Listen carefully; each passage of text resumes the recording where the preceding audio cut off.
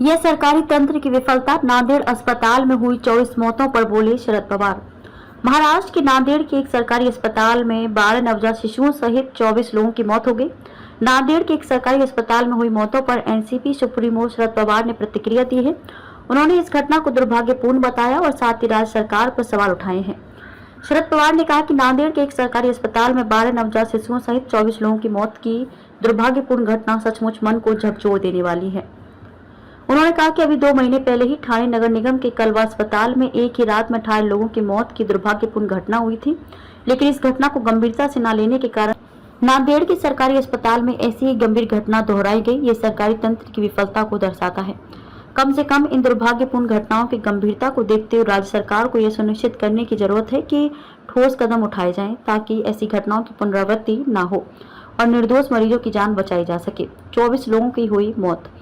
वहीं महाराष्ट्र के चिकित्सा शिक्षा और अनुसंधान विकास के निदेशक डॉक्टर दिलीप महेश्वकर ने बताया कि नांदेड़ सरकारी अस्पताल और मेडिकल कॉलेज जीएमसीएच में 24 लोगों की मौत हुई है। इनमें 12 शिशु हैं, जिन्हें कुछ स्थानीय निजी अस्पतालों से यहां भेजा गया था। शेष मृतक वयस्क थे, जिनकी विभिन्न कारणों से मौत हुई। उन्होंने बताया कि छत्रपति संभाजी नगर पहले औरंगाबाद जिले की 3 सदस्यीय विशेषज्ञ समिति का गठन कर उसे मंगलवार दोपहर 1 बजे तक रिपोर्ट सौंपने का निर्देश दिया गया। मैं स्थिति की व्यक्तिगत रूप से समीक्षा करने के लिए अस्पताल जा रहा हूं। कांग्रेस के नेता और पूर्व मुख्यमंत्री अशोक चव्हाण ने कहा कि जीएमसीएच के डीन ने उन्हें 24 लोगों की मौत के बारे में बताया है।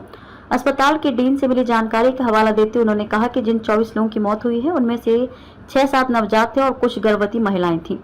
अन्य 70 मरीजों की हालत गंभीर है। कुछ लोगों की मौत अज्ञात जहर संबंधी कारण से हुई। चव्हाण ने कहा कि एकनाथ शिंदे सरकार को प्राथमिकता के आधार पर नांदेड़ जीएमसीएच के लिए मेडिकल स्टाफ के साथ साथ धन की व्यवस्था करनी चाहिए। चव्हाण ने कहा कि अस्पताल में 500 बिस्तर हैं, लेकिन फिलहाल लगभग 12,000 मरीज भर्ती हैं।